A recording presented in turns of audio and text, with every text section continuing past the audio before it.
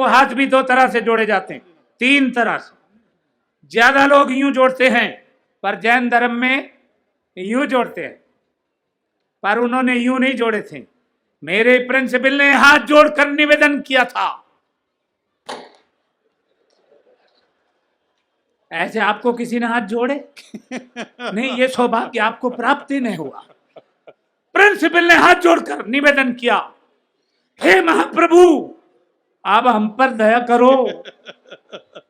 हम क्या करते? तब उन पर दया करके ससम्मान हम अपने घर आए थे। फिर भी कई लोग जानना चाहते हैं आखिर नंबर कितने आते थे, तो बताना पड़ता है कि हमारा मामला हमेशा बराबरी पर छूटता था।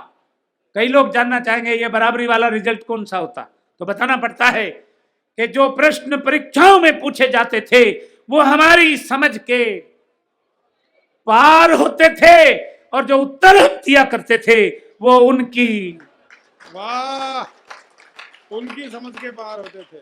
यस, हमें आज तक याद है, संस्कृत का प्रश्न पत्र था और प्रश्न आया था, सर्वे भवन्तु सुखिना, सर्वे सन्तु निरामया, सर्वे भद्राणि पश्यन्तु, मां कश्चित् दुख भाग भवेन। इस श्लोक का हिंदी अनुवाद लिखो। हमने लिखा, ये था दिमाग का काम। सर्वे भवन्तु सुखिना, जब सर्वे किया गया, वाह वाह, क्या क्या बहन जी, ये हंसने की बात थी? देखो, संस्कृत का पेपर और प्रश्न आया, सर्वे भवन्तु सुखिना, मैंने लिखा। इस श्लोक का पहला शब्द क्या है? सर्वे। सर्वे, तो सर्वे माने सर्वे, और क्या होता? सर्वे तो होते रहते। तो मैंने इसीलिए लिखा, जब सर्वे किया गया तो पता चला कि भवन्तु ऋषि के आश्रम में कोई भी सुखी नहीं था। वाह वाह वाह वाह, ठीक बहन जी, मैंने ठीक लिखा? नहीं, वो बहन जी कह रही है गलत लिखा। इससे सिद्ध होता है ये मेरी बहन ने संस्कृत पढ़ी ही नहीं। बहुत अच्छे। सर्वे संतु निरामया, सारे संत निरे माया में लिप्त थे। सर्वे भद्राणी पश्यन्तु, ये सर्वे भद्राणी और पश्यन्तु ने मिलकर किया था। मां कश्चित् दुख भाग भवेन, उन बिचारों की मां क्या करती जब उनके भाग्य में ही दुख था। बहुत अच्छे, वाह वाह वाह। यह है दिमाग का काम। संस्कृत का दूसरा प्रश्न आया था, विद्या धनम सर्वे धनम सर्वधनम प्रधानम। देखो सुनना बच्चों, ये लेके जाओ और फिर बनोगे आप खिचड़ी, ये मेरा आशीर्वाद। विद्या धनम सर्वधनम प्रधानम, इसका अर्थ लिखो। मैंने लिखा था, विद्या के लिए जो भी धन आता है वो सारा धन प्रधान जी के लिए आता है। कहाँ है प्रधान जी? मैंने ठीक लिखा सर? ये दिमाग का काम है। प्रधान जी के पास आएगा तभी तो बनेगा ये सब। हाँ भैया, कहने का भाव है, गणित का पेपर था और प्रश्न आया था, एक खेत को 3 आदमी 2 दिन में जोतते हैं, उसी खेत को 2 आदमी कितने दिन में जोतेंगे? मैंने लिखा था, जब एक बार जुती गया तो उसे बार बार जोतने की बहुत अच्छे, जरूरत क्या है? वाह, वाह, वाह, वाह। अब उसे बोने का इंतजाम किया जाए। इतिहास का पेपर था और प्रश्न आया था। वाह, सुनो बहन जी, इतिहास का पेपर था और प्रश्न आया था, महाभारत के युद्ध का कोई एक ठोस कारण बताओ।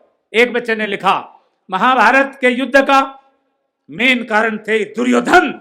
अपनी जिद छोड़ दिए होते तो महाभारत का युद्ध कदापि नहीं होता।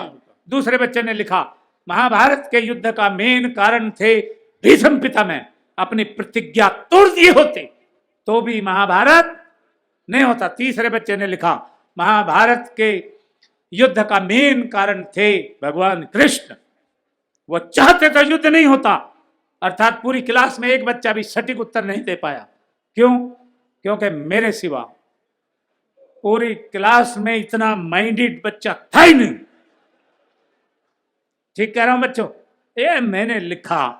फिर देखो, फिर हाथ उठा के बताना, ये हो तालियां मेरे सम्मान में। ये दिमाग का काम था। मैंने लिखा, महाभारत के युद्ध का सबसे मेन कारण यह था कि उस वक्त पुलिस नहीं थी।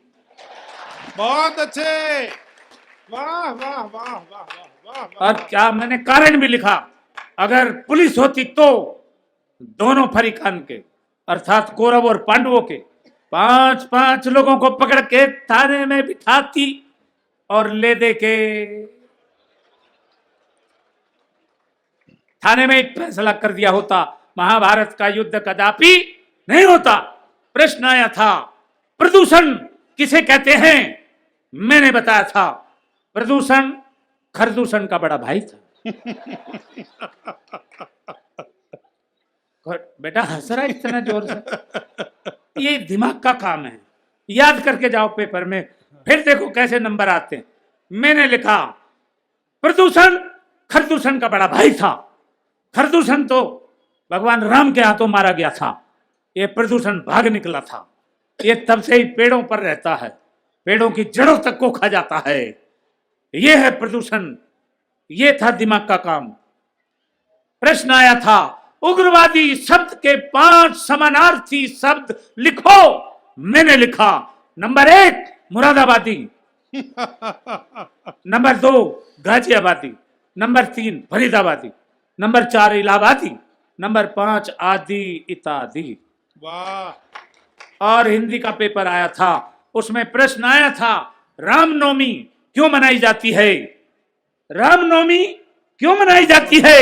मैंने लिखा जब भगवान श्री राम 8वीं पास करके, वाह वाह वाह वाह। ठीक, यह है दिमाग का काम। भगवान श्री राम 8वीं पास करके 9वीं में आए थे, तभी से रामनवमी मनाई जाती है। हमसे लगातार जुड़े रहने के लिए पेज को लाइक और चैनल को सब्सक्राइब जरूर करें।